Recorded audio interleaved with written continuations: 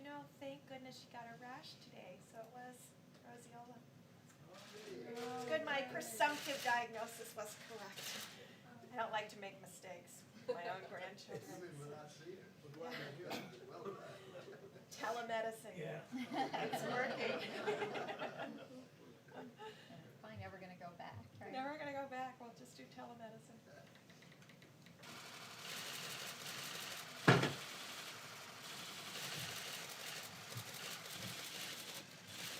Thank you very much.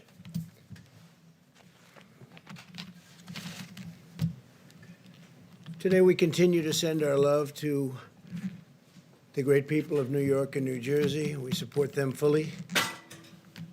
We grieve alongside every family who has lost a precious loved one. New Yorkers are tough and strong and brave. New Jerseyites are tough and strong and brave, and they're being hit very hard right now. And for the next week, hopefully not much longer than that, it's going to start to go in the other direction.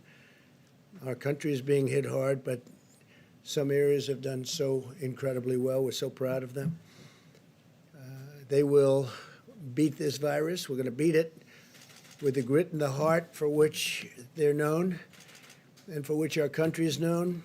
And we appreciate everything that everybody is doing. We pray for Prime Minister Boris Johnson. He's become a great friend of ours. He loves this country. He loves his country. But he loves the USA, and he's always been very good to us. Whenever we had difficulty, he was with us, and we appreciate it. So we pray for Prime Minister Boris Johnson. He's going through a lot. As we intensify our military campaign against the virus, I think that it must be brought out that we have to thank the American people for continuing to follow our guidelines on slowing the spread, an expression that more and more people are thinking about. Nobody ever heard of it 2 months ago, and now everybody is talking about slowing the spread, stopping the spread. Even during this painful week, we see glimmers of very, very strong hope, and this will be a very painful week. And next week, at least part of next week, but probably all of it. Look, if one person dies, it's a painful week. And we know that's going to unfortunately happen. This is a monster we're fighting. But signs are that our strategy is totally working. Every American has a role to play in winning this war. And we're going to be winning it, and we're going to be winning it powerfully. And we'll be prepared for the next one, should it happen, but hopefully it won't. Our massive airlift operation for critical supplies, it's called Project Airbridge, continued today as 5 massive planes, flights, landed in the United States packed with personal protective equipment. And our nation's heroic healthcare workers will be the beneficiaries of that. 27 more flights are scheduled in the near future over the next couple of weeks. The Army Corps of Engineers is constructing facilities that will support more than 15,000 hospital beds to treat patients in need. So they're building now approximately 15,000. They just completed the big one in New York. They just completed and are in the process of continuing in Chicago and many other places. They're incredible. The Army Corps of Engineers, we owe them a lot, what they were able to do in such a short period of time. They'll build these massive facilities, 2,000 beds in 4 days. So it's really something very special. I know I was in the construction industry, and you don't see that happen very often. I want to remind governors and emergency managers that sharing real-time data with us about equipment and their needs is very important. All of their supplies, hospital occupancy is critical. A lot of the occupancy is really getting a little bit lower than anticipated, and that's good. We sort of thought that was going to happen. And we're getting along very well with the governors. This whole situation with respect to talking to us about equipment and equipment needs, giving us a little bit of lead time, so important. All the supplies, we're getting it to everybody like they never thought possible, but we'll ensure that we can rapidly deploy federal assets where and when they're needed, especially on ventilators. We're actually getting some ventilators back. As you know, the state of California was great. They sent some back, which they won't need. and Washington State likewise. And we have some others coming back, so we're using them in areas we need them. We are pressing forward aggressively on the scientific frontier of the medical war. The companies I've spoke to, the four leading, I call them the genius companies. They're doing incredibly well with respect to cures and also with respect to a vaccine that's going to protect us, totally protect us. And they have some great potential. It's going to take a little while yet, but they have some great potential, some great early results. And the governor's been working hard, and we are working hard with the governors. There's been great coordination, especially over the last little while. We're giving them a lot of equipment, a lot of ventilators, but a lot of equipment of all types. And I will protect you if your governor fails. If you have a governor that's failing, we're going to protect you.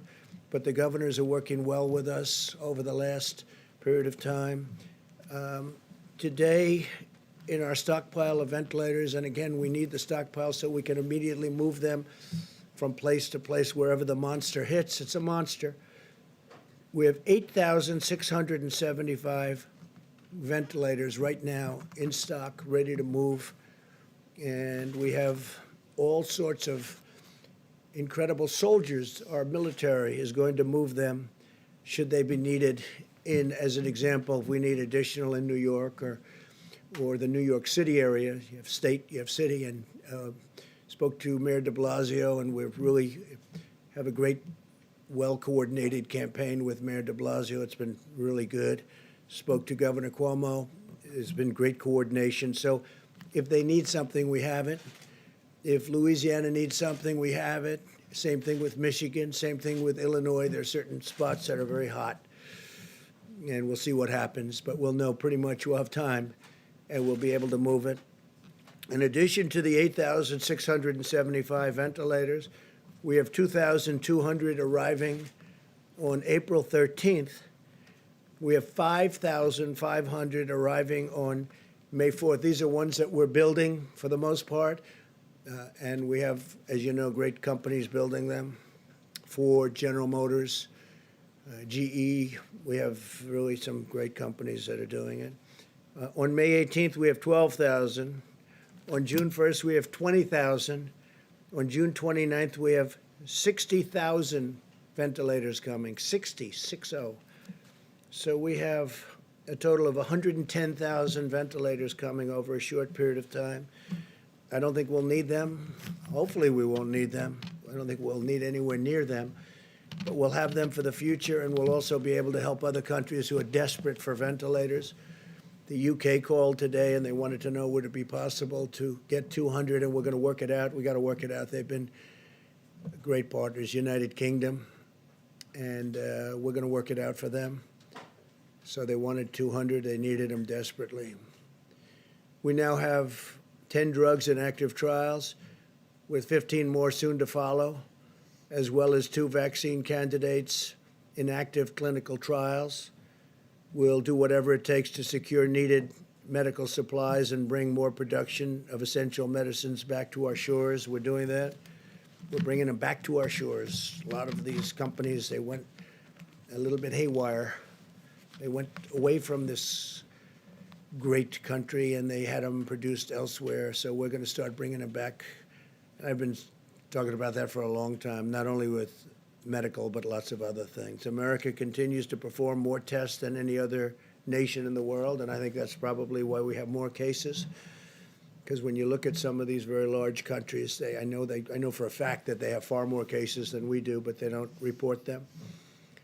We've performed 1.87 million tests to date, so that's 1,870,000 million tests. Think of that, 1,870,000 tests to date.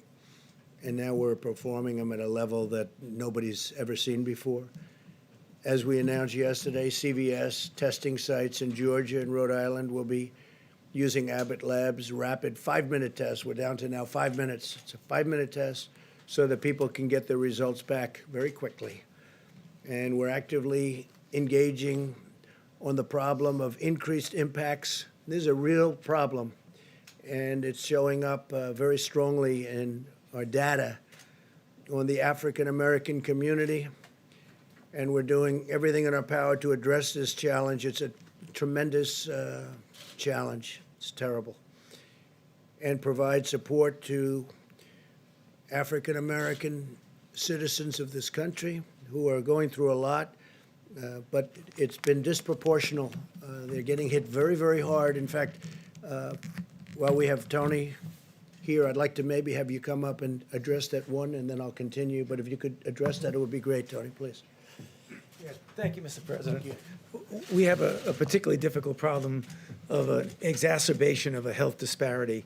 We've known literally forever that diseases like diabetes, hypertension, obesity, and asthma are disproportionately afflicting the minority populations, particularly the African Americans. Unfortunately, when you look at the predisposing conditions that lead to a bad outcome with coronavirus, the things that get people into ICUs, that require intubation and often lead to death, they are just those very comorbidities that are unfortunately disproportionately prevalent in the African American population. So we're very concerned about that. It's very sad. It's nothing we can do about it right now except to try and give them the best possible care to avoid those complications. Thank you, Mr. President. Thank you very much. And Tony, I think you're going to have some pretty accurate numbers over the next few days, right? But they are they're very nasty numbers, terrible numbers. In total, 1,200 Abbott machines, Abbott laboratories have been fantastic, have been shipped now nationwide.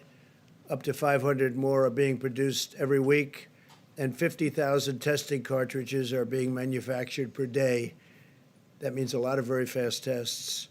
No nation in the world has developed a more diverse and robust testing capacity than the United States. We're dealing with other nations, helping them out because the testing is very tough for them, and our tests are very accurate. A lot of tests are out there, and they're not accurate at all. In fact, some of the tests, you don't have a clue what's going on. So we're working with other nations trying to get them help also.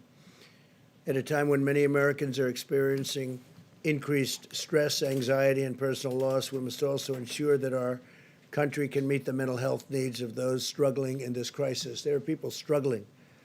They're struggling. And some people are getting to know each other, frankly. Some families are getting to know each other on a positive note, but there are a lot of people struggling. On Thursday, I'll be speaking to leaders and advocates from the mental health organizations all across our country. And we are going to be talking about resources and tools that we'll make available to them. They need help, and it's a big problem. When you take something where it was the most successful country in the world, still is, the whole world is shut down. Think of it, we're down to numbers that are incredible. As I said yesterday, I think it's 182 countries right now. 182 countries are under attack by the scourge, by this virus. But as we wage medical war on the virus, we're also speeding economic relief to our people. It's incredible. We just had a meeting that was absolutely incredible with the banks. I spoke with leaders in the banking and finance industry about our efforts to help American workers and employers. As of today, small business has processed more than $70 billion in guaranteed loans and will provide much-needed relief for nearly 250,000 businesses already. So we are going to be providing tremendous amounts of money to the small businesses of our country who have been absolutely clobbered, and they'll be keeping open, and they'll be paying their employees, and they'll be all set to go. We're going to have a rocket upward. I want to thank David Solomon, CEO of Goldman Sachs, Brian Moynihan, CEO of Bank of America, Gordon Smith, co-president, COO of J.P. Morgan Chase, Charles Scharf, CEO of Wells Fargo, Michael Corbett, CEO of Citigroup, Al Kelly, CEO of Visa, Michael Miebach, CEO of MasterCard, Noah Wilcox, CEO, Chairman of Grand Rapids State Bank, and we had numerous others also on the call, and I just appreciate them. We're way ahead of schedule, by the way. We're way ahead of schedule. The Paycheck Protection Program has been incredible. So based on the incredible success of the program, I'm announcing that I'll be asking Congress to provide an additional $250 billion for the Paycheck Protection, which will help keep Americans employed to facilitate a quick and full recovery. We're doing very well. We're looking very bipartisan. A lot of people want to do it, and the plan is amazing. You know, they're processing hundreds of thousands of loans, and this is the big banks that are doing it, the community banks. But the biggest banks right now in our country are doing it, and they're doing it for a lot of reasons. One of them is they want to help people. The WHO, that's the World Health Organization, receives vast amounts of money from the United States, and we pay for a majority, a biggest portion of their money. And they actually criticized and disagreed with my travel ban at the time I did it, and they were wrong. They've been wrong about a lot of things, and they had a lot of information early, and they didn't want to. They seemed to be very China-centric, and we have to look into that. So we're going to look into it. We give a majority of the money that they get, and it's much more than the 58 $58 million is a small portion of what they've gotten over the years. Sometimes they get much more than that. Sometimes it's for programs that they're doing, and it's much bigger numbers. And if the programs are good, that's great as far as we're concerned. But we want to look into it. World Health Organization, because they really are, they called it wrong. They called it wrong. They missed the call. They could have called it months earlier. They would have known.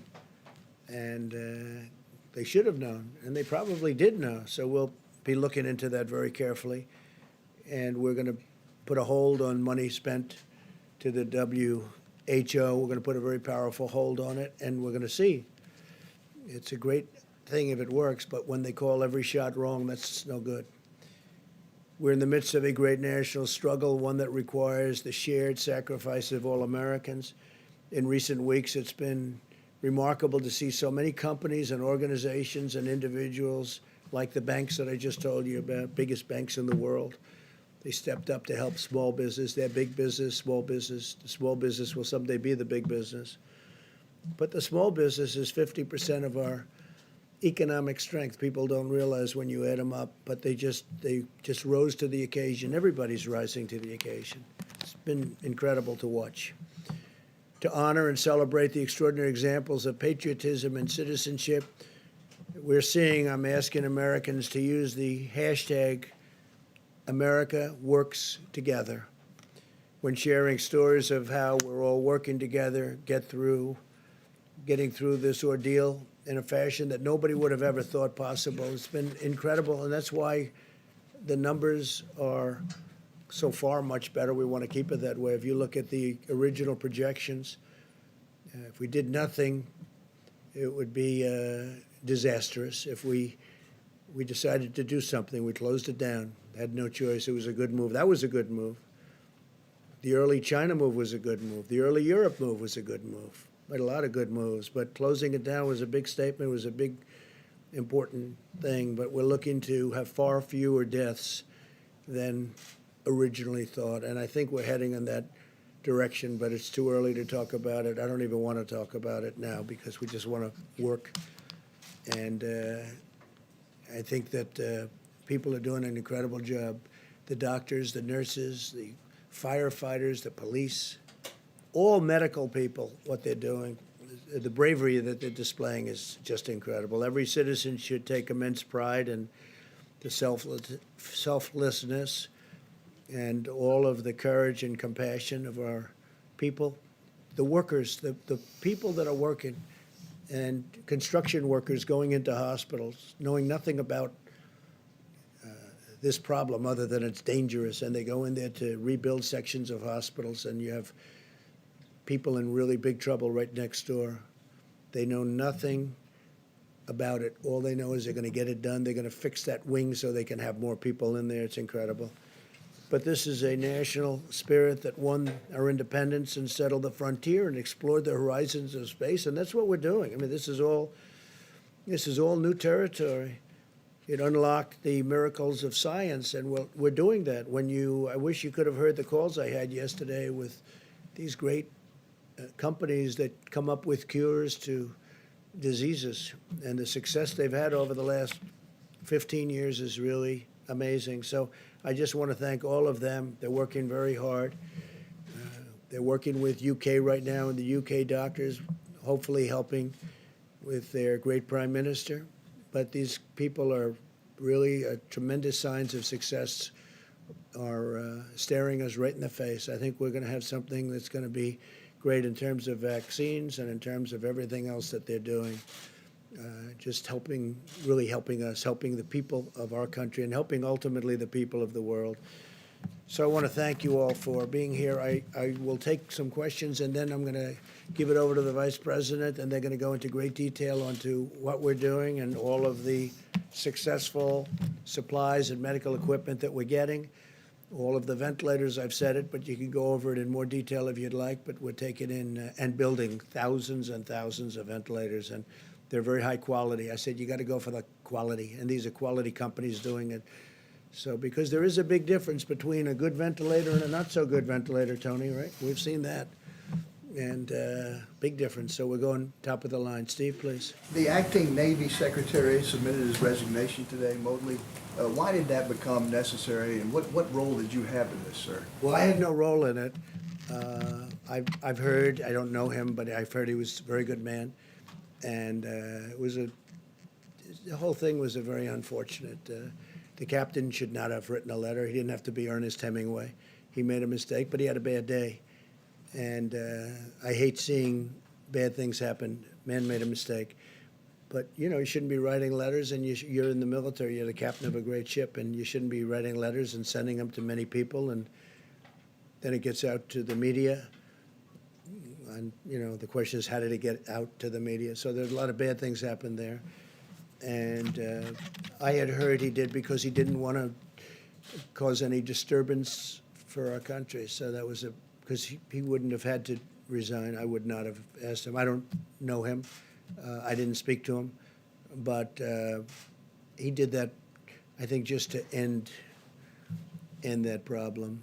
And I think in really many ways that was a very unselfish thing for him to do. What should happen now to Commander Crozier, who left? Well, they're going to look at that. I think the Secretary of Defense, as you know, is Mark Esper, and he's very capable. And I think he's looking at that right now. They're going to just take it under regular Navy channels to see what they want to do. But he made a mistake, but he shouldn't have done that. And your secretary probably shouldn't have said quite what he said. He didn't have to resign, but he felt it would be better for the country. So I think it will end it quickly.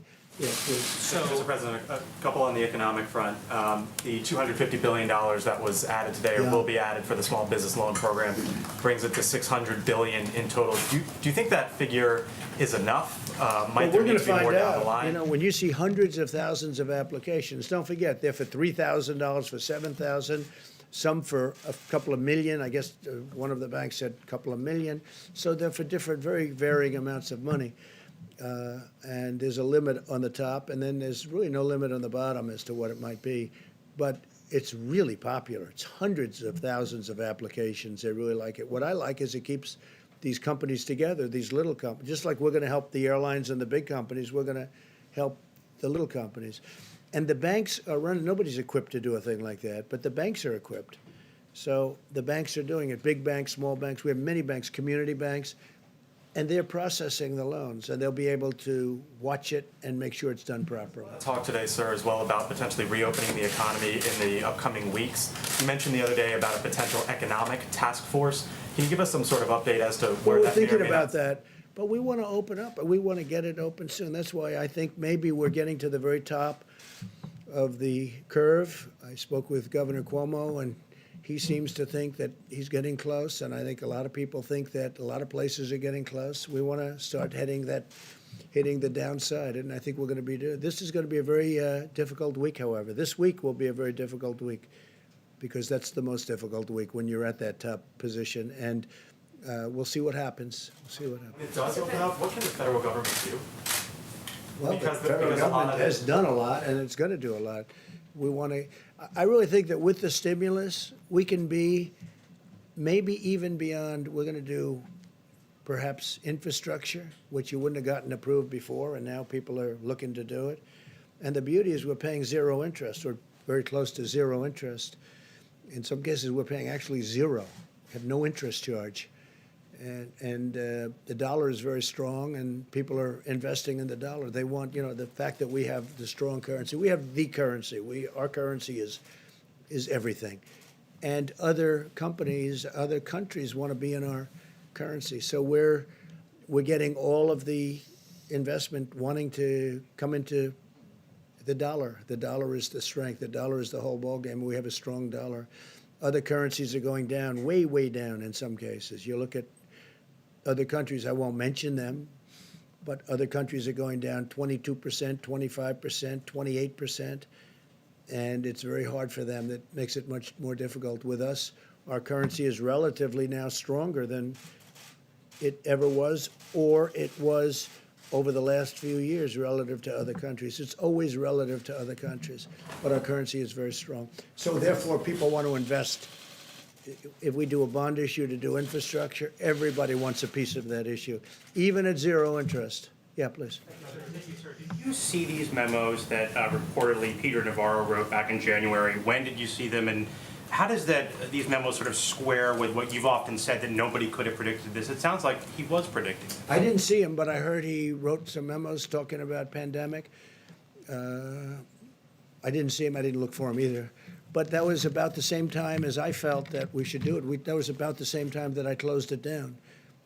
I asked him about it just a little while ago because I read something about a memo. I said, "Did you do a memo?" I didn't see it. I didn't ask him to show it to me. He said, "Yes, I talked about the possibility of a pandemic." Nobody said it's going to happen, but there is a possibility. There always has been a possibility, but people wouldn't talk about it. But it was right about the time that I closed it down.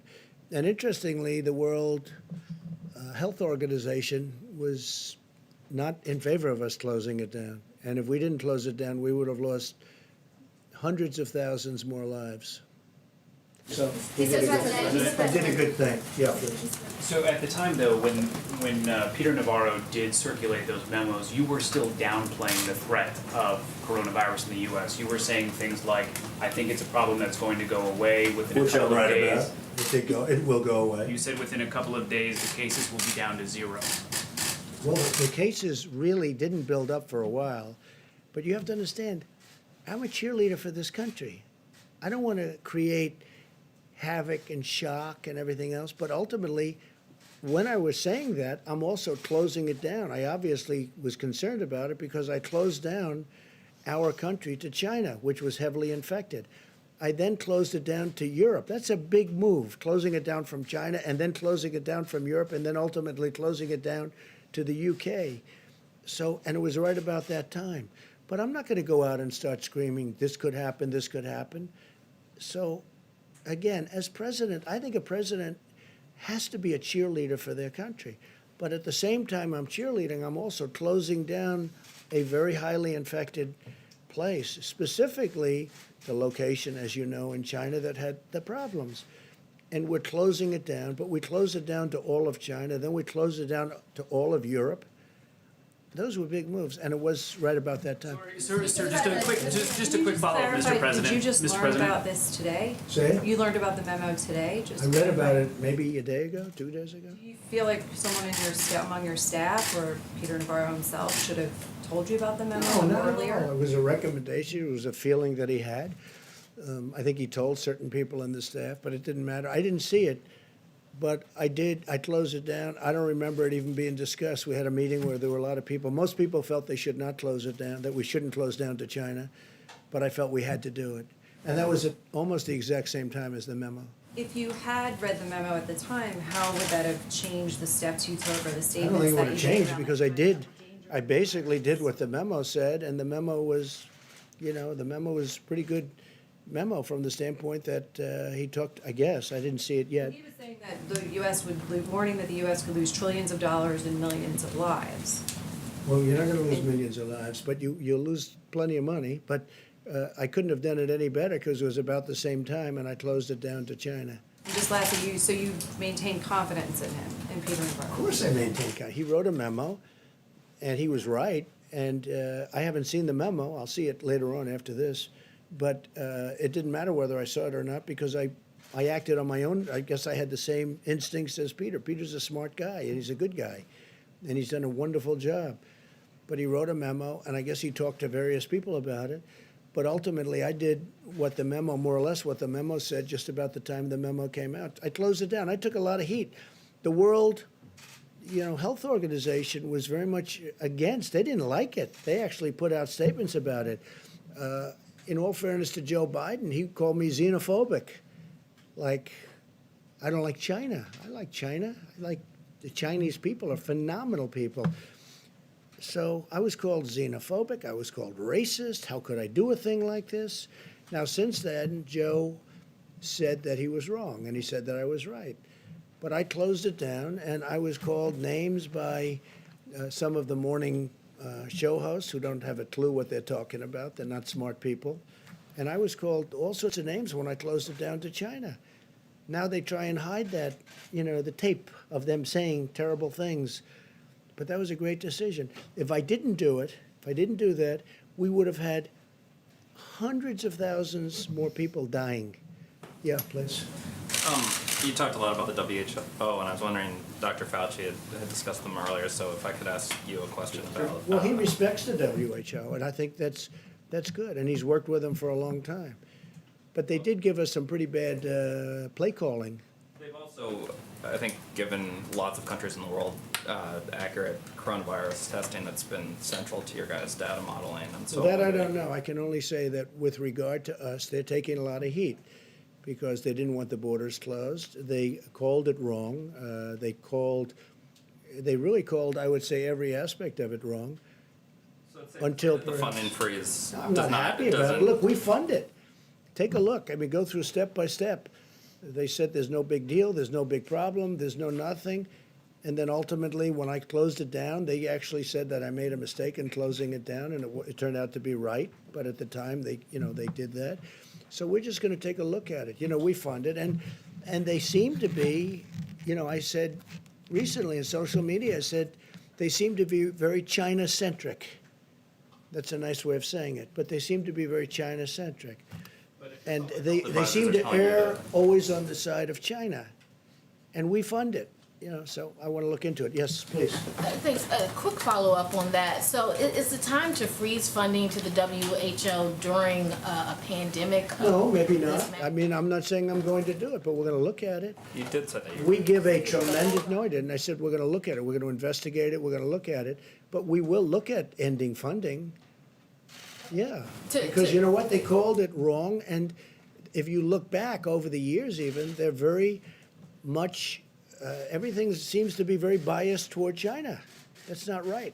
I wanted to follow up. You talked about African Americans and how they've been disproportionately affected by the coronavirus. Seems to be, unfortunately. Do you plan on requiring the CDC, any federal agencies or state agents, public places doing tests, and private companies doing tests to collect that data on the race of the people being tested and the race of the people being treated and the outcomes? Well, we're just seeing tremendous evidence that African Americans are affected at a far greater percentage number than other citizens of our country, because we're dealing with our country. Now we're looking at it from a worldwide standpoint. Tony Fauci is looking at it very strongly, but these numbers have started to come out, and they're very strong, and they're pretty obvious. I mean, You will you're release talking that. about. You will release that Seema, would you like to publicly? talk about that for a second, please?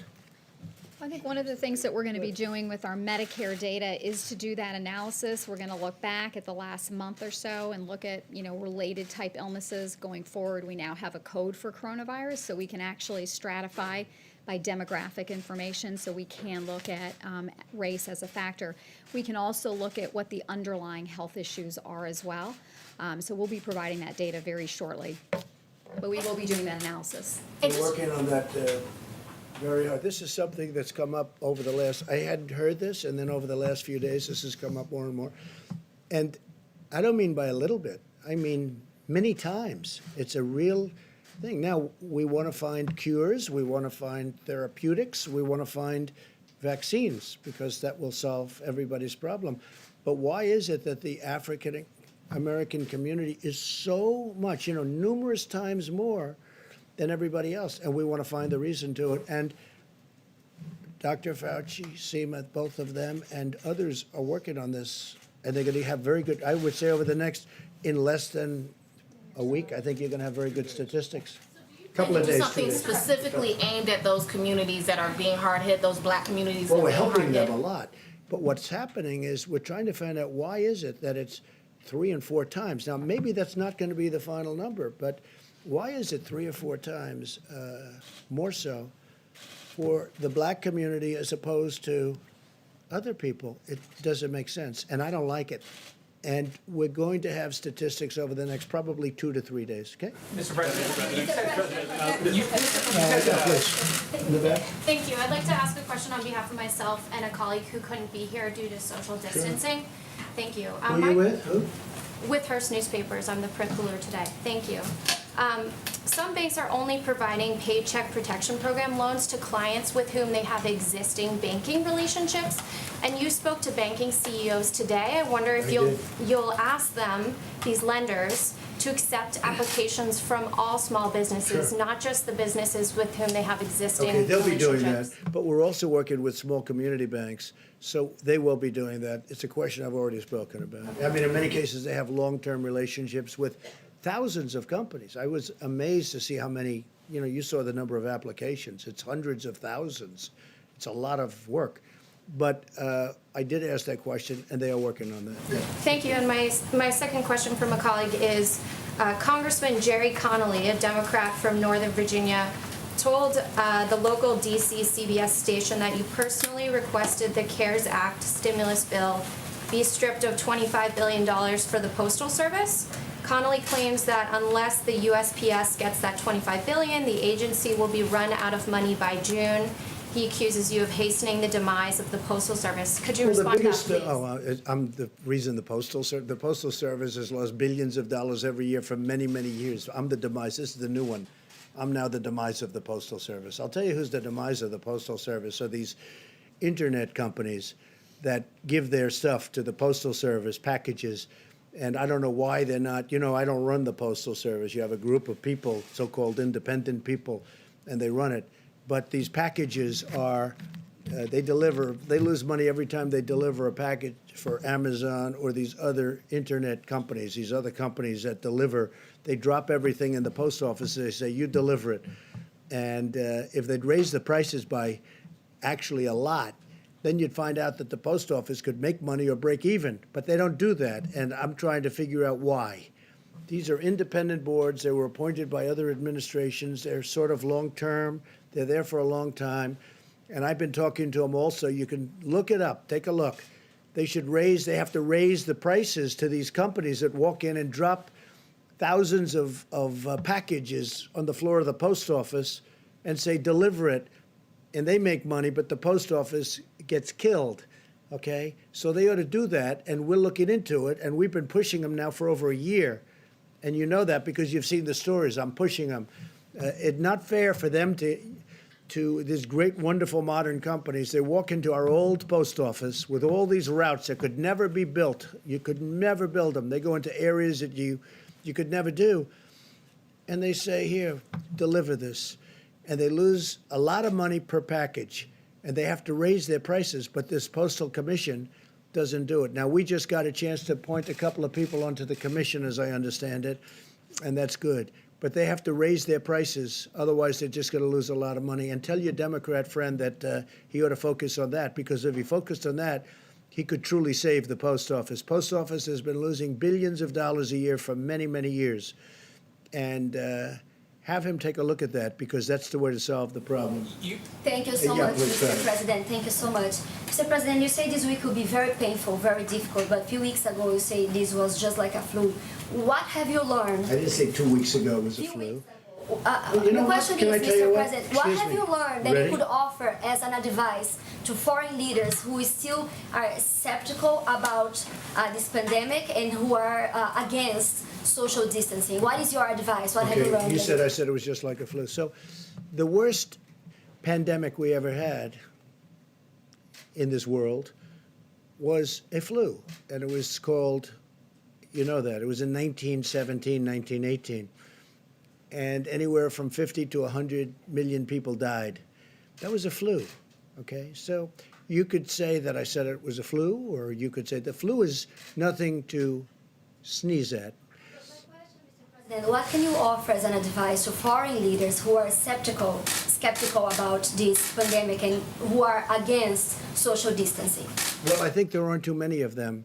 If you look throughout the world, and everyone, just about everyone that has practiced that is now closing up. Well, the UK was an example. Now, they talk about Sweden, but Sweden is suffering very gravely. You know that, right? Sweden did that. The herd, they call it the herd. Sweden's suffering very, very badly.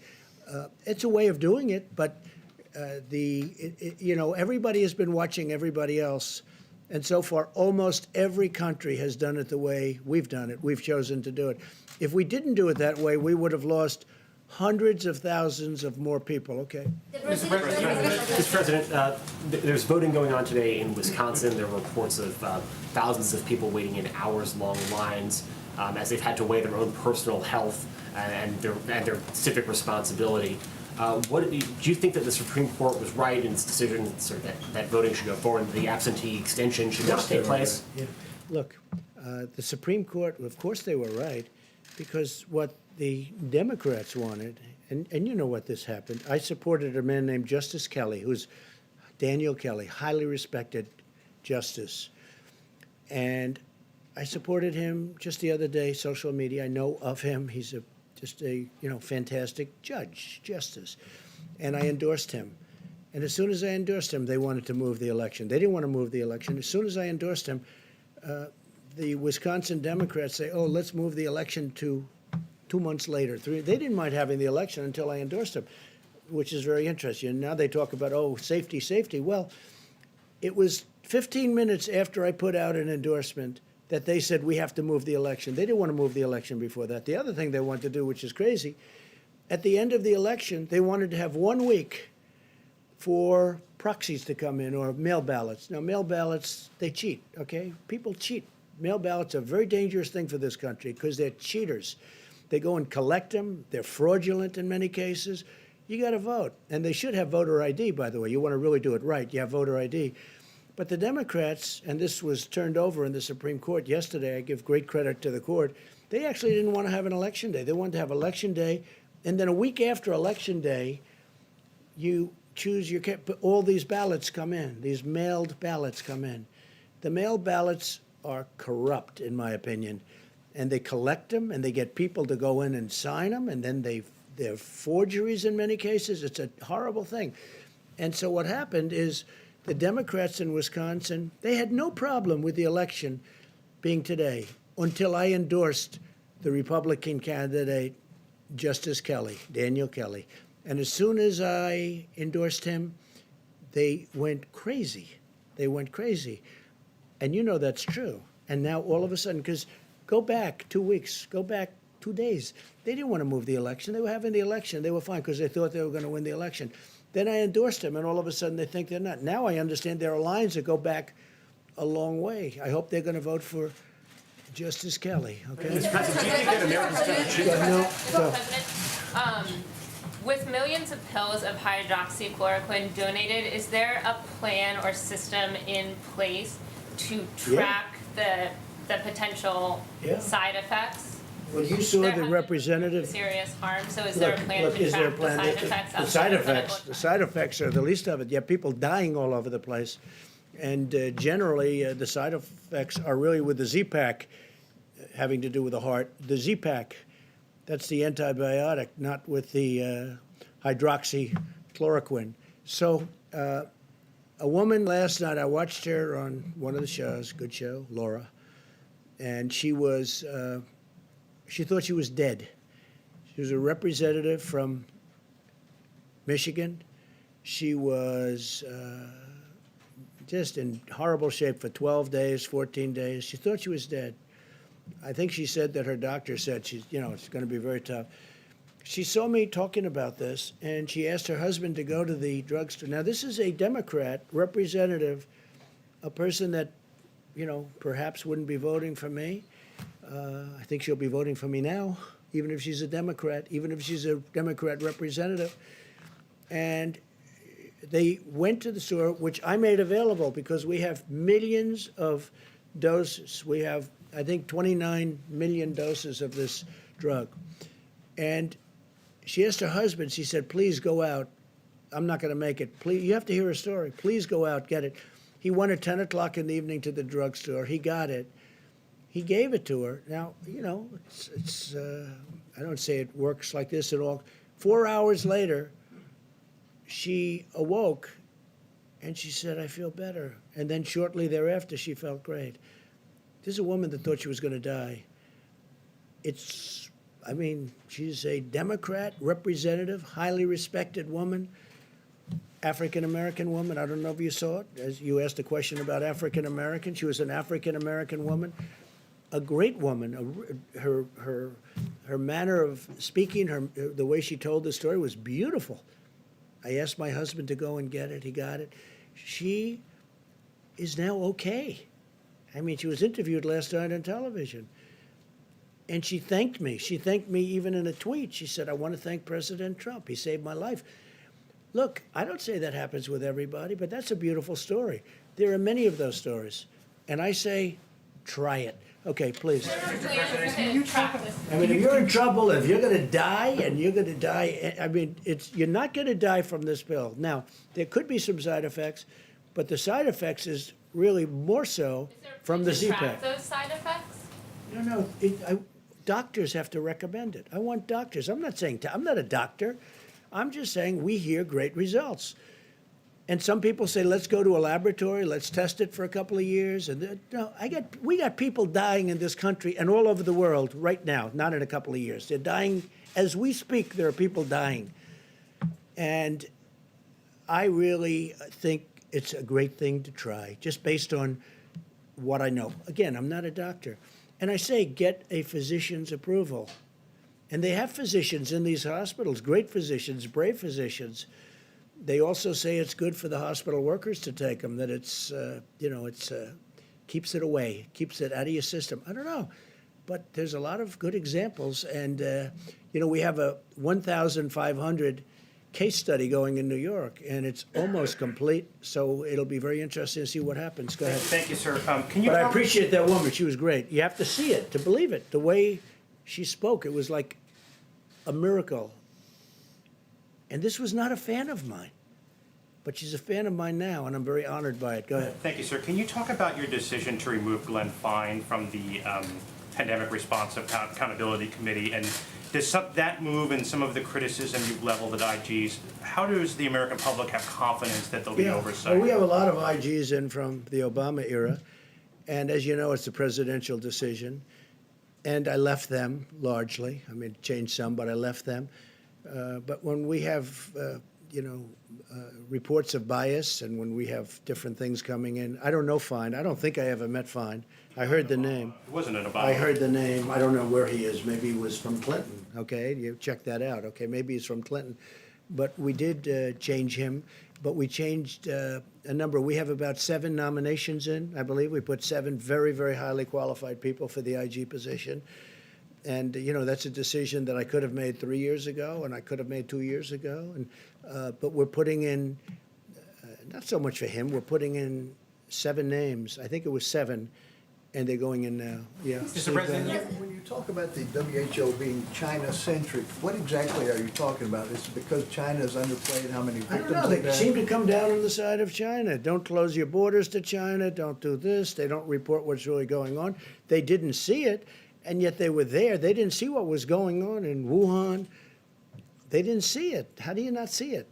They didn't see it. They didn't report it. If they did see it, they must have seen it, but they didn't report it. Please, go ahead. Mr. President, just turning back to the voting in Wisconsin and those long lines, who will be responsible and who should be held responsible if people get sick after they voted? Look, all I did was endorse a candidate. I don't know anything about their lines. I don't know anything about their voting. I love the state. But you also encourage I people to won get out the and vote state. today as well. Will you take some of the responsibility if some of those I people won the get sick? state, which is rare for a Republican to do, but I won the state of Wisconsin. I'm going to win it again because we've been great to the people of Wisconsin, as you know, with our policies, and they like me and I like them. But all I did was endorse a candidate that's highly qualified, very respected person, and all hell broke loose as soon as I did that. And then all of a sudden they want to change. Before I endorsed them, they didn't want to change this voting area. There was no problem with the Democrats voting until I endorsed the candidate. Then they said, let's move it 2 months, let's move it 3 months later. Safety, safety, safety, right? All of a sudden they want safety. Well, before I did the endorsement, they didn't talk about safety. It was fine for months. For months, it was fine. It was always going to be. And now I endorse, and they want safety. So, you know, that sounds. Thank you. Just to follow up on that, how does the election, them holding this election in Wisconsin line up with the social distancing recommendations that have come from your Well, there administration? you have to ask the people that you have a Democrat in Wisconsin as governor. Ask him. That's his problem. Okay, he should be doing it. Again, some governors fail, and I won't let them fail because when they fail, I'll help. But that's run by Democrats right now. Okay, it's run by Democrats. You had a great Republican. Is it possible to socially distance when you're voting? You're going to have You crowds. have to speak to you're the gonna have governor. What you should do is call the governor of Wisconsin and ask him that question. But also ask him, how come it was okay to do this until I endorsed the candidate? And as soon as I endorsed him, these lines are formed, and I hear, Mike, the lines are through the roof. So, you know, hopefully they're going to vote for the right candidate. Yeah, please. Mr. President, can I just check in on oil again today? I was wondering if... Oil? Yeah. if Where there's- is it today? Well, I was wondering if you... No, where's the price? Give me the price. I'm not sure, to be honest. How can you ask a question when you don't know the price? I'll look it up for you. Okay, let me do somebody else then. Go ahead. So you were highly critical of mail-in voting, mail-in ballots for voting. I think a mail-in few minutes voting ago, is but horrible. you voted by It's mail corrupt. in Florida's election last month, didn't you? Sure, I could vote by mail for that. How do you reconcile Because I'm that? allowed to. Well, that's called out of state. You know why I voted? Because I happen to be in the White House and I won't be able to go to Florida to vote. the But let me difference just between say, mailing within well, there's a state or big mailing difference outside between state? somebody that's out of state and does a ballot and everything sealed, certified, and everything else. You see what you have to do with the certifications. And you get thousands and thousands of people sitting in somebody's living room signing ballots all over the place. No, I think that mail-in voting is a terrible thing. I think if you vote, you should go. And even the concept of early voting is not the greatest because a lot of things happen. But it's okay. But you should go and you should vote. I think you should go and you should vote. You look at what they do, where they grab thousands of mail-in ballots and they dump it. I'll tell you what, and I don't have to tell you, you can look at the statistics. There's a lot of dishonesty going along with mail-in voting, mail-in ballots. You've encouraged state officials to buy their own medical equipment.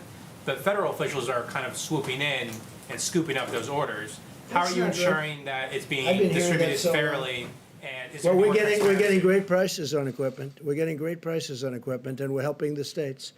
And the governors are very thankful. Mike Pence had a call yesterday with every governor was on the call, and it was like a love fest. They're very happy. I don't know if they tell that to the press. Some of them don't.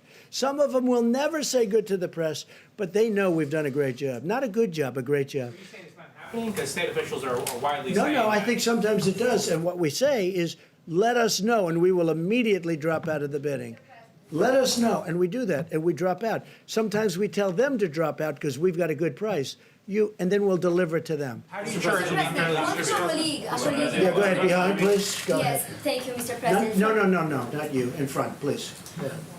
Some states have had trouble with getting accurate death counts, particularly because of lack of testing or no uniform. Did you say death counts? Yes, because of lack of testing and no uniform system to put that into. When you say death counts, I think they're pretty accurate on the death count. Somebody dies, I think the states have been pretty accurate.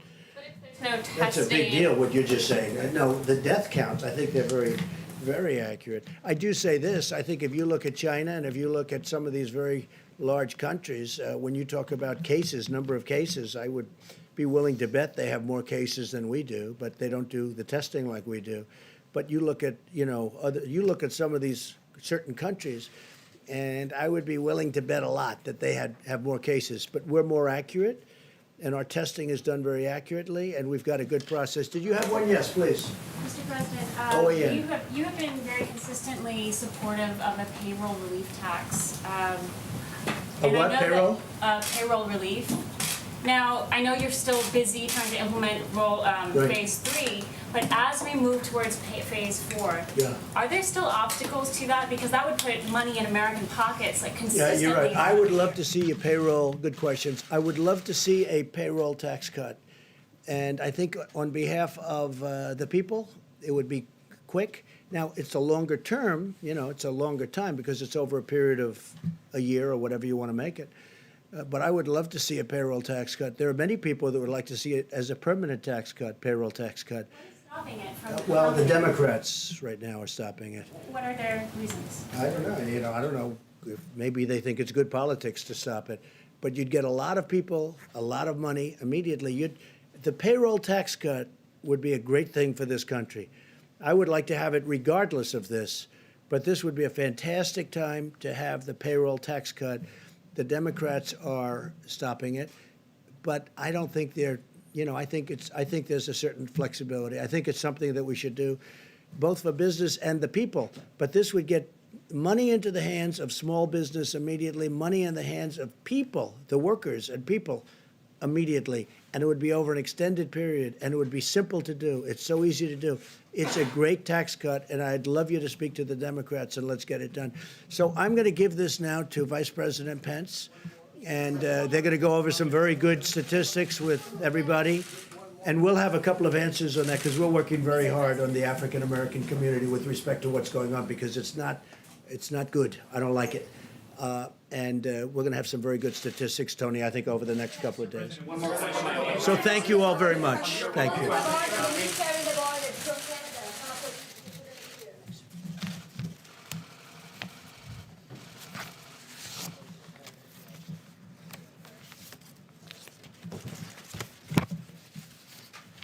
Thank you all. A few updates, and then I'll introduce Dr. Deborah Birx to talk about what we're seeing around the country, what the data is telling us.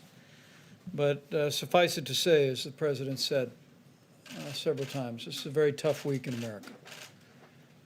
And our hearts go out to all of the families that have lost loved ones to the coronavirus. But I know I speak for the entire White House coronavirus task force when I say our hearts are with the people of the greater New York City area today. As we stand here today, in the midst of heartbreaking numbers of losses in New York City, I also want to assure the American people that there's reason for hope. As Dr. Birx will enumerate in just a few moments, despite the increase in losses, as Governor Cuomo articulated today, hospital admissions continue to decline. And in our report early this morning from Dr. Birx, we continue to see evidence of stabilization in some of the areas around the country of the most significant outbreak. The New York metro area, including New Jersey, Long Island, and Connecticut, New Orleans metro area, Detroit, Boston, Chicago, and Denver, as Dr. Birx will explain, continue to give evidence of stabilization, which in a very real sense is evidence that the American people are putting into practice the social distancing, the president's guidelines for our nation. And for that, as the president said earlier today, we thank the American people. Even in the midst of hardship and loss at a time when we've seen more than 385,000 Americans test positive for the coronavirus and more than 12,000 succumb to this illness. The evidence that Dr. Birx will describe to you will show that the American people know our future is in our hands. And so as I begin, allow me just simply to continue to urge every American to put into practice the guidance you're receiving from your state and local authorities. Take it to heart, take it seriously, share it with your family and your friends, and know that you're making a difference, America, because you truly are. Today, for my part, I spoke to over 500 small business owners in a conference call, and there I heard about their enthusiasm for the Paycheck Protection Program. And that call took place before the President had the Secretary of Treasury indicate our interest in acquiring another $250 billion for that program. As of this morning, more than $60 billion in forgivable loans that would cover 2 months of paychecks at small businesses had already been distributed, and the number is going to grow literally by the day. We also had a very productive call today with some other American heroes.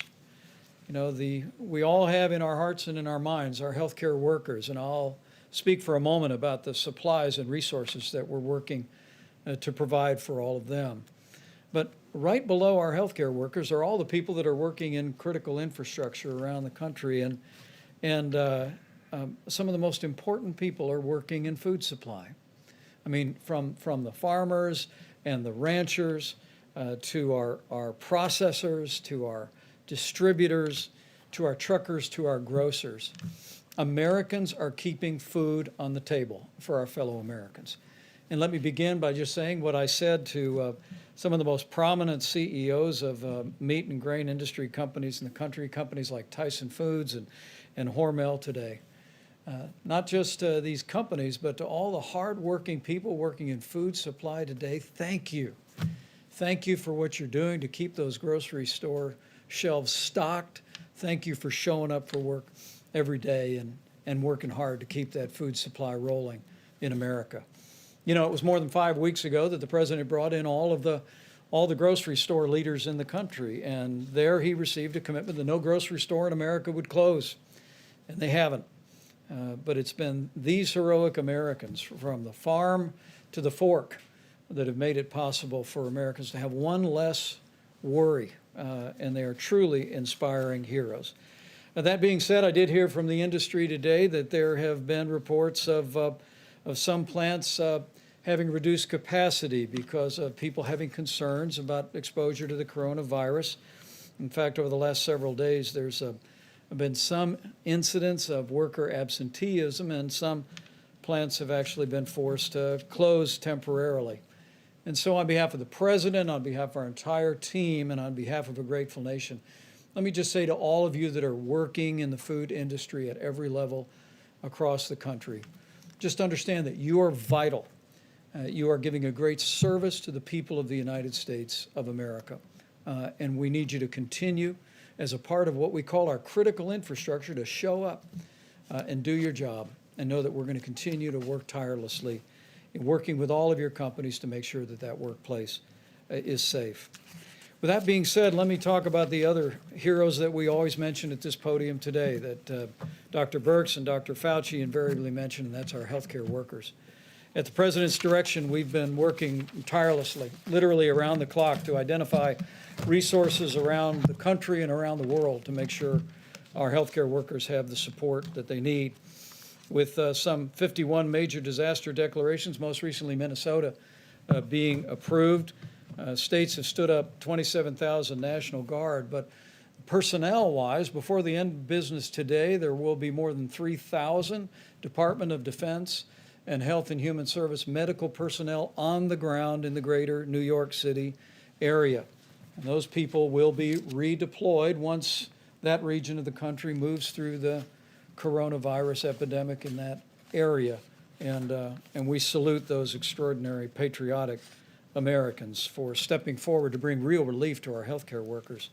With regard to equipment, Admiral Polovchek reported to the task force throughout the course of the day today that we have continued to distribute ventilators across the country. We're sending additional ventilators from the Strategic National Stockpile. Maryland will receive 50 ventilators. Delaware will receive 50 ventilators. And that will leave more than 8,400 ventilators still in the national stockpile.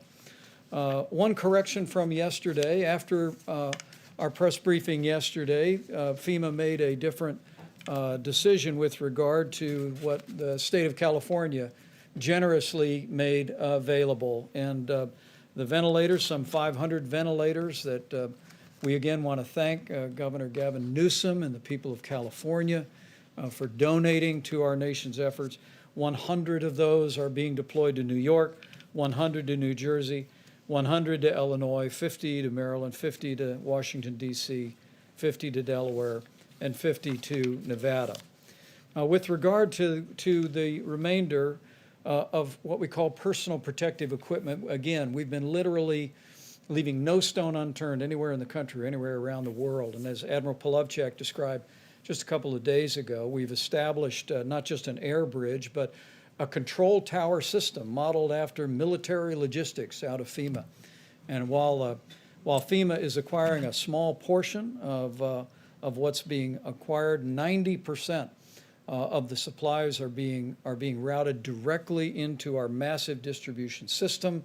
And FEMA is using the data that Dr. Birx provides to target those resources to the areas most in need. I asked them to break out a few details about resources that just in the last 5 days have been distributed, and I hope it's an encouragement to healthcare workers all across these regions and around the country about the efforts that are being made to make sure they have what they need. You can see the New York metro area, including New Jersey, just in the last 5 days, more than 6 million N95 masks, more than 6 million surgical masks. When Governor Cuomo and I last spoke, he told me there was a real challenge for medical gowns in the New York City area and in New Jersey as well. And 2.8 million gowns were distributed to that region as well. Going next to New Orleans, where again, while we see some encouragement, challenges remain in that community. Some 837,000 N95 masks for healthcare workers, 165 surgical masks, other items including almost 6 million gloves have been distributed. Detroit continues to be a real focal point. We're working closely with Governor Gretchen Whitmer as well as Mayor Mike Duggan to meet the needs of healthcare workers in Detroit. Just in the last 5 days, 1.6 million N95 masks have been routed into the healthcare system in Detroit, nearly 700,000 surgical masks, and 24 million gloves, just as a portion of what's displayed. And in the Chicago metro area, which we continue to focus on each and every day, more than 1.7 million N95 masks have been routed into their healthcare system, 900,000 surgical masks, 25 million gloves. I share these details in the hopes that healthcare workers looking on will be encouraged. At the President's direction, we are making every effort to make sure you have the resources you need to do your job, to do it safely, and to go home safe to your family, even while you provide that extraordinary and courageous care that our healthcare workers are providing literally around the clock in the midst of the coronavirus challenge. The last slide is just the cumulative numbers that we have distributed, and I'm happy in a few moments to answer any questions about that. Again, the system that we have in place is one that is essentially infusing our major distribution networks with millions of items And then FEMA is directing on a day-by-day and oftentimes hour-by-hour basis where those resources are most needed. And we'll continue to do that as the coronavirus makes its way through these communities and through communities that are very much on our watch list today. And let me just lastly say that, again, I want to thank the American people for stepping up and doing your part.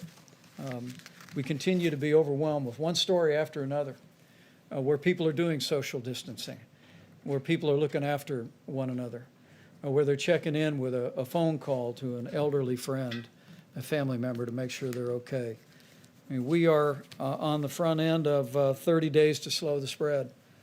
And I will tell you, as a non-scientist up here, that I see glimmers of hope in the early numbers that we're seeing come out of the greater New York City area, New Jersey, even New Orleans and Detroit and Chicago. There does appear to be, as Dr. Birx will explain in more detail, there does appear to be evidence of leveling, evidence of progress. But this is exactly the time for all of us to redouble our efforts to do everything each and every one of us can, not just to protect our own health and that of our family and our loved ones, but to do our part to ensure that we lessen the impact of the coronavirus on America as a whole, but even more importantly, that we lessen the impact on lives by ensuring that we do our part to make sure that no one that is vulnerable is unnecessarily exposed to this virus. With that, let me yield to Dr. Birx and then Seema Verma and Dr. Fauci, and we'll take all your questions. Thank you, Mr. Vice President. So hopefully you can see from those numbers that we've taken a data-detailed approach, really bringing the power of granular data to the supply chain and moving supplies based on really what you would call burden of disease and need. If I could just start out by not just going to the numbers at the beginning, but really talking to the community of health advocates, to the community that works on the social determinants of disease and the communities of the historic Black colleges and universities. We really need to improve messaging, and I'm asking them to help us increase the messaging around this. We don't want to give the impression that the African American community is more susceptible to the virus. We don't have any data that suggests that. What our data suggest is they're more susceptible to more difficult and severe disease and poorer outcomes. And we really need to make sure that every household is aware of what it's going to take to protect the individuals in that household that have pre-existing conditions.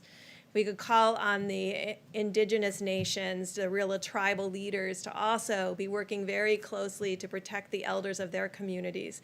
We know this is more difficult in multi-generational households, and it's really going to call for really unbelievable attention to details of hand washing and protecting others from each other, particularly if you don't feel well.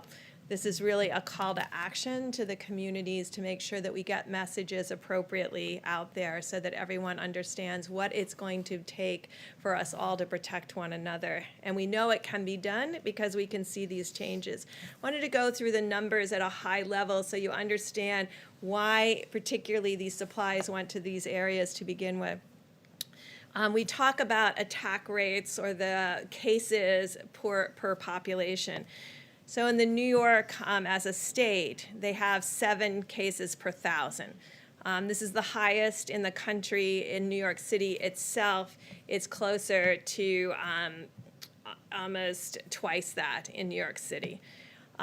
New Jersey is 4 per 1,000, Louisiana 3 per 1,000, Massachusetts 2 per 1,000, Connecticut 2 per 1,000, Michigan 1.5 per 1,000. The District of Columbia and the Baltimore area now 1.5 per 1,000, and we're watching them very closely. Pennsylvania 1 per 1,000, but we're concerned about Philadelphia.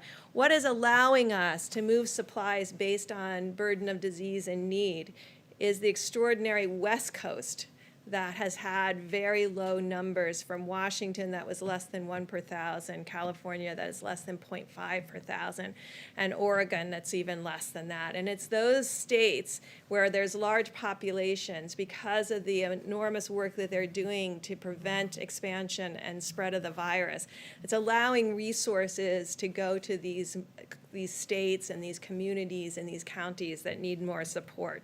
And so this kind of data analysis is allowing us to make very intelligent decisions about need, but also really understanding what's happening across the country in the development of the curves, as you have heard about.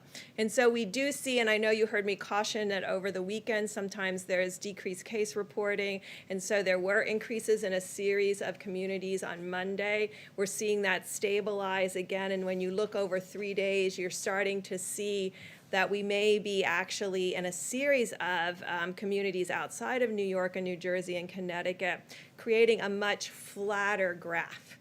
A much flatter curve. So you saw New York and the increase, and then you saw, we're hoping, as Governor Cuomo and the mayor has described, that they're getting to a steady state where the next outcome is going down.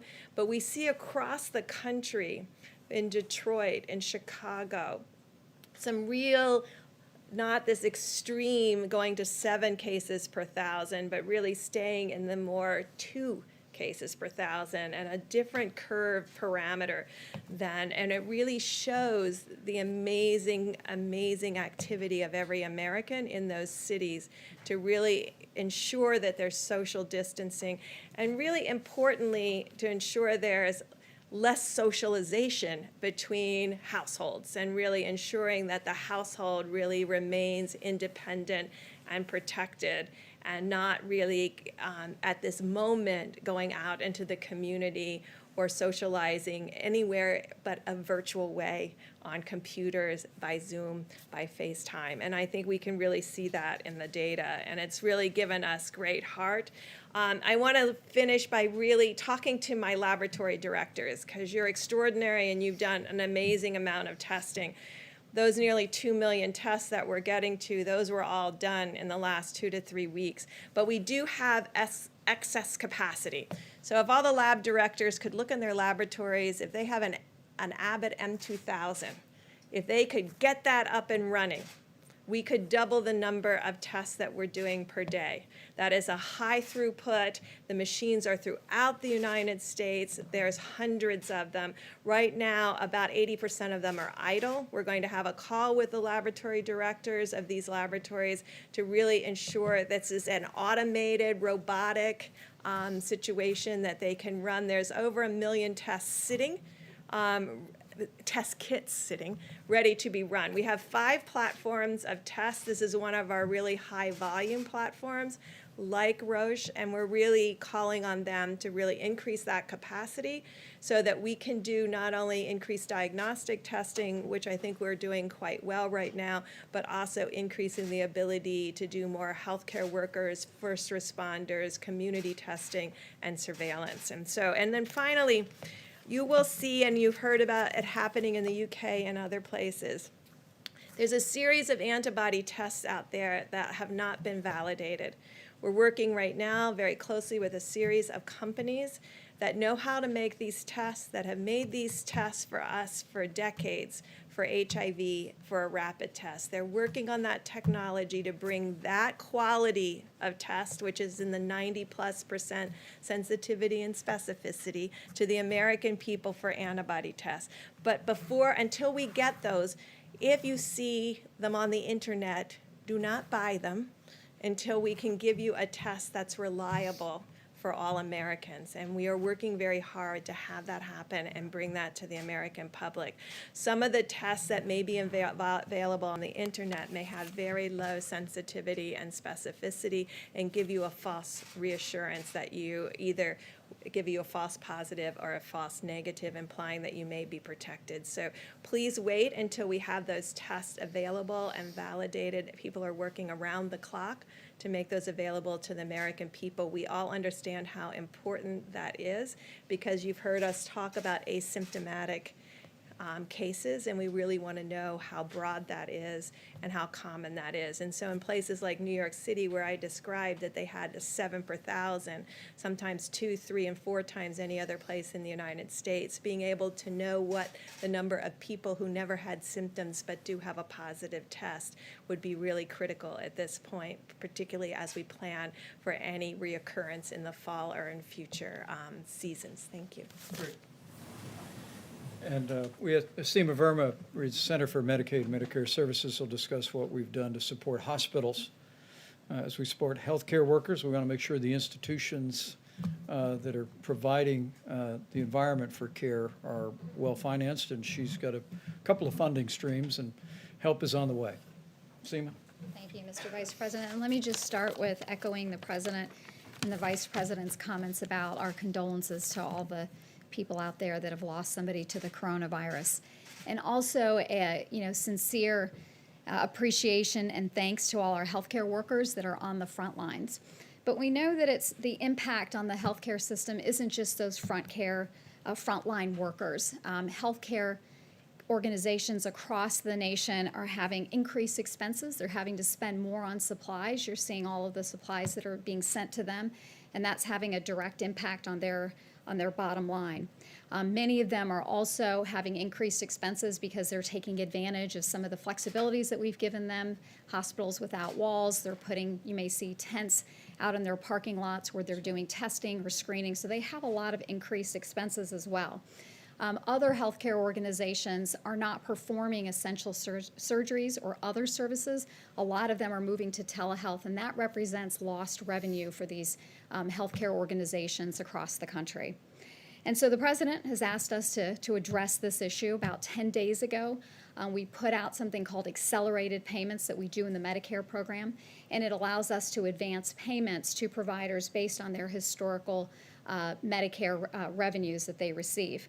So just in 10 days, we've been able to provide payments to providers. We had about 25,000 requests. We've processed about 70% of these. It's happened in about 5 days, and the total on that is about $34 billion that we've managed to put into the healthcare system. But those are essentially loans. The President has asked us to go further with this and to start the implementation of the CARES Act. That provides $100 billion to the healthcare system. You've heard Secretary Azar talk about the focus on some of those dollars going towards the uninsured, but the President wants us to accelerate getting those dollars out. And so this week we will be putting out another $30 billion, which are grants. This is going to be based on Medicare revenue. There are no strings attached, so the healthcare providers that are receiving these dollars can essentially spend that in any way that they see fit. Also, this is going to be done in a very easy, simplified way. For many of our healthcare providers, we actually do direct deposit with them, and so those dollars will just go right into their bank accounts. For other providers, all it's going to require is some very simple registration, and we'll be able to give them that money as well. So we're expecting that to happen this week. The other thing to note is that this is not a first-come, first-served basis. Because we are basing this on their Medicare revenue, they will get these dollars. So even if it takes a few days, there shouldn't be any panic in the system as well. The other thing to recognize here is that our priority was on getting these dollars out as quickly as possible. We heard that from the many healthcare providers across the country that weighed in on this. They said the most important thing was to get these dollars out as quickly as possible. But we recognize that in terms of getting these dollars out, because it's based on Medicare revenues, there are providers out there, pediatricians, children's hospitals, OBGYNs, even our nursing homes, that a lot of their revenue comes from other sources, Medicaid or other payer sources. And so those organizations will be addressed in the second tranche of funding, and we'll have a priority for these organizations and these types of healthcare providers. Also just want to say, so together between the loans that we've put out there with our accelerated payments and the $30 billion, that's about $64 billion for the healthcare system this week alone. And so I think, again, this is part of our effort to support the healthcare system, and also just want to, again, say thank you to all our healthcare providers out on the front lines. To all Americans, the best thing that we can do to support our healthcare providers is to adhere to those guidelines around 30 days to slow the spread. That is the best thing that we can do to support our healthcare workers. Thank you. Dr. Fauci, please. I just want to make a brief comment to get back to the discussion about the health disparities in the African American community, because it really is very important. And the reason I want to bring it up, because I couldn't help sitting there reflecting about sometimes when you're in the middle of a crisis like we are now with the coronavirus, it really does have ultimately shine a very bright light on some of the real weaknesses and foibles in our society. And as some of you know, the greater proportion of my professional career has been defined by HIV/AIDS. And if you go back then, during that period of time when there was extraordinary stigma, particularly against the gay community, and it was only when the world realized how the gay community responded to this outbreak with incredible courage and dignity and strength and activism that I think that really changed some of the stigma against the gay community, very much so. I see a similarity here because health disparities have always existed for the African American community. But here again, with the crisis, how it's shining a bright light on how unacceptable that is. Because yet again, when you have a situation like the coronavirus, they are suffering disproportionately. As Dr. Berg said correctly, it's not that they're getting infected more often, it's that when they do get infected, their underlying medical conditions, the diabetes, the hypertension, the obesity, the asthma, those are the kind of things that wind them up in the ICU and ultimately give them a higher death rate. So when all this is over, and as we've said, it will end, we will get over coronavirus, but there will still be health disparities, which we really do need to address in the African American community. Thanks. Well said. Questions for our panel, please? Yeah, for Mr. Vice President, and then a question for Dr. Birx as well. Sure. On the ventilator issue, with 8,400 of them in the stockpile and tens of thousands more coming, why are states like California and Washington needing to send ventilators to other states, and is that smart if they might need them later on? Well, I'm going to let Dr. Birx speak about what's happening in California and Washington because it is a real credit to the people of both states and the leadership of both states to see the progress that we've made. We continue to witness that the numbers where the outbreak began, we all remember when this first emerged in the Seattle area, the numbers continue to be steady and low. And what we've seen the governor of California do, what we saw the governor of Washington State do, and the governor of Oregon, where the coronavirus hasn't arrived to a large extent in Oregon, I think is in keeping with the highest tradition of the American spirit. And they are understanding what I think Americans are understanding more and more, that while we tend to think of this as one large curve in our minds when it began in our country, and we long for the day that it will end, and we want to hasten that day by putting into practice all these mitigation efforts. The reality is, what these experts have explained to this layperson is that what we're actually going to witness is a number of small curves that will cumulatively mean that curve. And for Oregon, for Washington State, for California to recognize where the need is, and then to partner with us and FEMA to make sure the resources are there at the time of the need, at the point of the need, I think is really inspiring. But Dr. Birx, do you want to speak to that? Yeah, I want to be clear. No, we didn't ask for their ventilators. They looked at their epidemiologic curves. These states have amazing health commissioners, and I think when this is over, we'll really be. All of the models were based on something we have never attempted to do anywhere in the world. We have never attempted to do this kind of mitigation. It was always theoretic to many individuals, and now we see across the globe people mitigating against this virus, realizing that their own behaviors can change the course and future of this virus in their communities, which is really astounding, the power that gives us to actually understand that we can compete against this virus and do well. And so I think their governors and their health commissioners looked at their curves, looked at their hospitals, looked at their ICU, and looked at their needs, and then decided that they didn't need those at this time and wanted to make it available for other states that were in more of that 2 per 1,000, 3 per 1,000, 4 per 1,000, and 7 per 1,000. And I think we'll learn a lot from other states and other communities to really understand how to do this better next time. And I think this is what will teach us, because we've never attempted anything like this, at least in my lifetime, where we've had these 30 days to stop the spread. I mean, we've not ever put out information like that. So I think you heard the CDC director talk earlier today about in the models how different individuals thought communities would mitigate and the rate at which they would mitigate. And I think you can see that across the world, we're learning that when you give communities the information that they need to understand what's going on, and you're transparent, that communities can be part of the solution in a transparent and amazing way. And I think this kind of education and dialogue is always critical when you want communities. I think when I first started here 5 weeks ago, I said that we will win based on what the communities are able to do as a community of Americans. And I think we're all really deeply impressed about what they were able to do. So it was the governors who decided.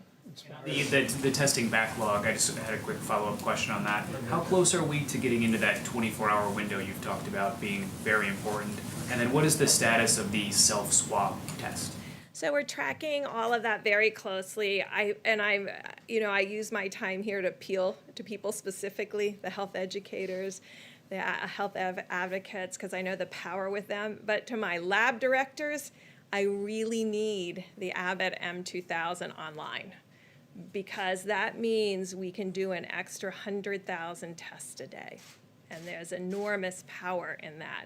The ability to self-test, last time I had my test here, I self-tested, so it can be done. It's straightforward. It works very well with that rapid 5-minute test. But what we now have to create, and I know that's always difficult because everybody wants one of something, we now have to create a mosaic that brings together where we know every single machine is in the United States, where our gaps are, and then align resources with need and gaps in the testing and ensure that we have the right laboratory test for the right community. So you can see there would be communities, particularly the Indian Health Service or rural communities, where that Abbott ID Now kit could be incredibly helpful, because otherwise they're shipping it all the way to a capital, maybe 3 states away, and that's going to add 2 or 3 days to the wait time, which we're trying to get away from.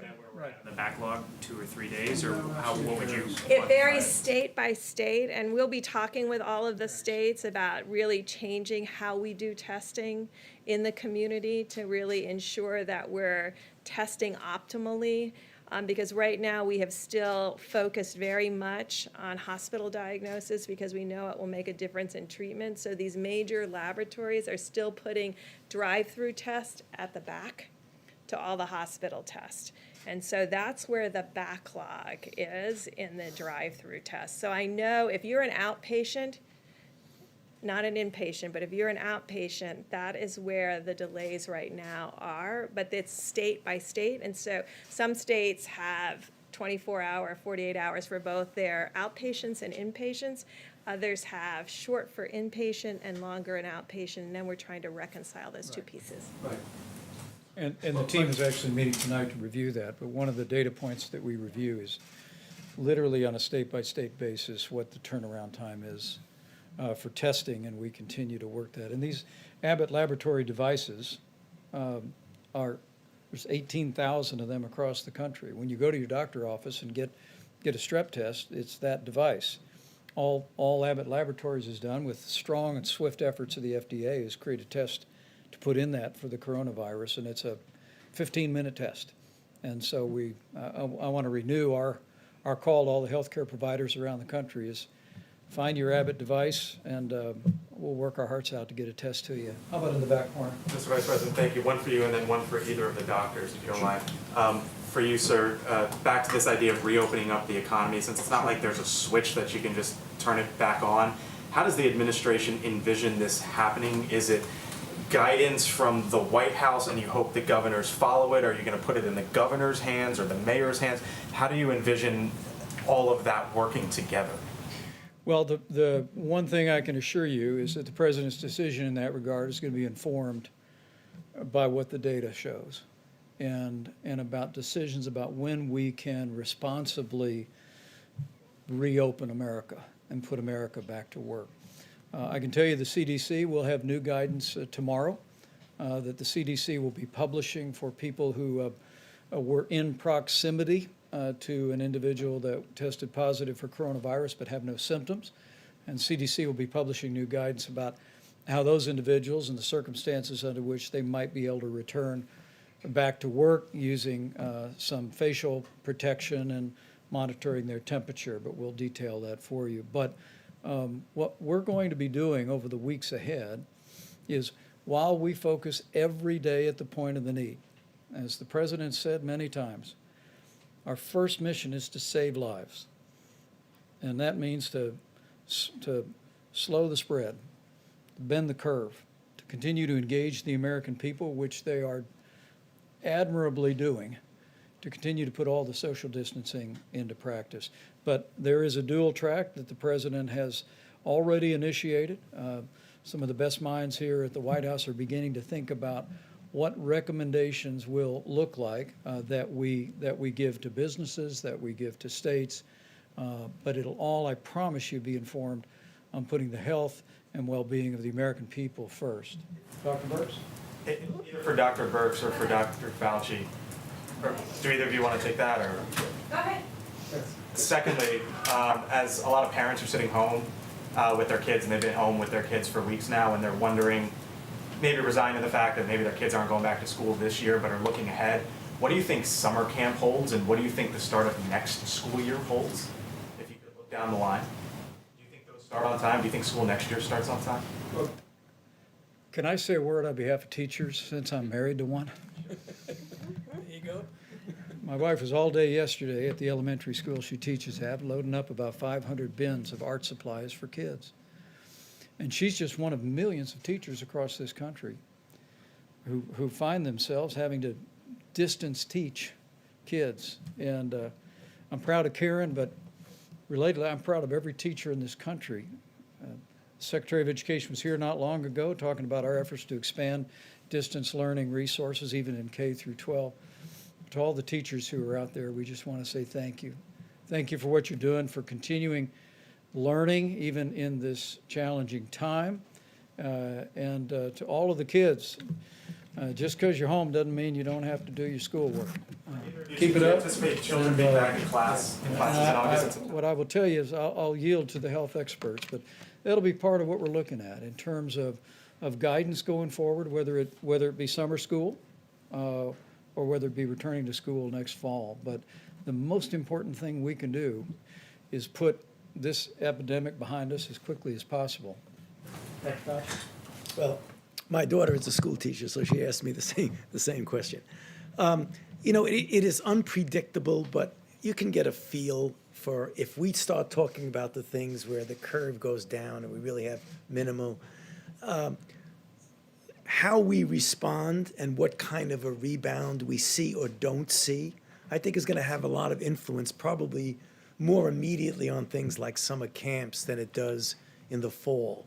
I fully expect, though I'm humble enough to know that I can't accurately predict, that by the time we get to the fall, that we will have this under control enough that it certainly will not be the way it is now, where people are shutting schools.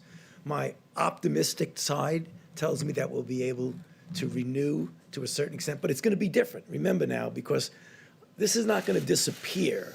So we're going to have in place the capability of doing the things that we talk about all the time on this stage, to identify, to isolate, to contact trace, number one. Number two, by that time, we'll have a better feel with the antibody test about what the actual penetrance of this infection was in society. How many people have actually been infected? Who's protected? If you have antibody, it's very likely that you're protected. Who's vulnerable? Do you treat vulnerables different than you treat the people who are protected? All of these things are going to go into the decision of just how much back to the original way we'd like it to be in the fall. Bottom line is no absolute prediction, but I think we're going to be in good shape. Dr. Fauci? I just want for Dr. Fauci or Dr. Birx.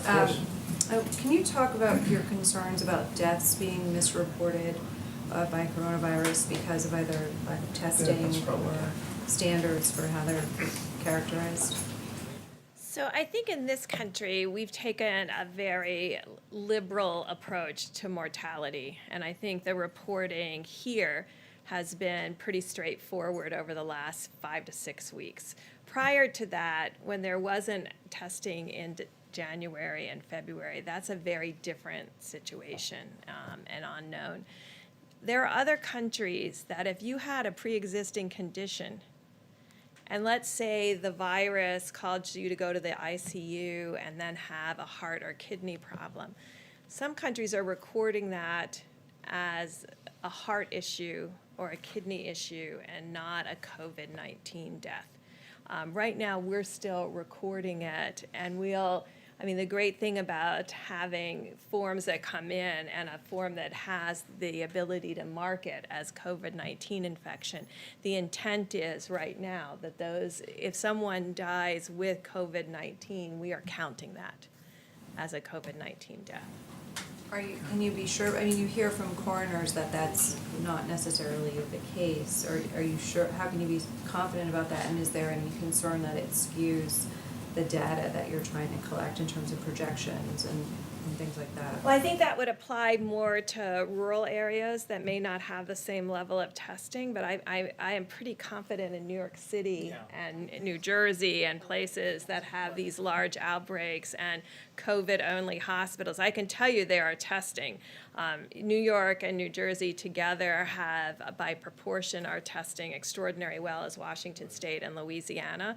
So I don't see that there's been a barrier in testing to diagnosis. No, I think there's so much focus now on coronavirus that, particularly if you take New York, which we all know is having a disproportionately higher proportion of the burden of the entire country is right now in New York. I can't imagine if someone comes in with coronavirus, goes to an ICU, and they have an underlying heart condition and they die, they're going to say cause of death, heart attack. I cannot see that happening, so I don't think it's going to be a problem. How about one more? A question for Dr. Fauci on the virus hitting Black communities the hardest. These numbers are staggering. Louisiana and other states are reporting 40 to 70% of deaths are African Americans. Do you expect that pattern to continue nationwide? Some states have not even reported their data yet. I can't be confident to predict patterns, but the underlying reason why that is happening doesn't change from state to state. So you expect it to get worse? No, I expect that when African Americans get infected, given the disproportionate disparity of the underlying conditions that lead to complications like the ones I mentioned, I expect that we will still see the pattern that when you look at the proportion of people who get into serious trouble and die, again, it's going to be disproportionate towards the African Americans. I do expect that. And is the federal government now leading the charge in collecting this information from the states, and when will it be made public? Yes, the answer is yes. It will be public as soon as you get enough data to be able to make a meaningful statement. So can we expect this week or a couple of days? The task force has assigned that to several members of the team. We're assembling that data now. It is a great concern for us, and but it's probably a good reminder that we have to be especially careful around people with serious underlying health conditions. As we've said it many times from this podium over many weeks, that the risk of serious illness from the coronavirus remains low for the average American. But for anyone from any community that has a serious underlying health condition, particularly senior citizens with serious underlying health conditions, the risk of tragedy is very real. And so we're going to be very diligent about studying this and providing information and guidance in accordance with our best scientists. But I do want to say to each and every American, the President's coronavirus guidelines for America about wash your hands. If you're sick, stay home. If you can work from home, if you're not in critical infrastructure like our incredible healthcare workers or all those heroic people working to keep food on the shelves at our grocery stores and keep medicine at the pharmacies, we We ask you to work from home if you can. Avoid unnecessary travel. Avoid gatherings of more than 10 people. Use a drive-through at a restaurant. Don't go in the restaurant. Not just to protect your health, but to protect those of every community, of every background in this country who may have underlying conditions that make them susceptible to tragic outcomes. That's how we can all do our part to slow the spread and to protect our most vulnerable. And the American people are doing it, and as we continue to do that, we will hasten the day that we put the coronavirus in the past and we reopen America and put America back to work. Thank you all. We'll see you tomorrow.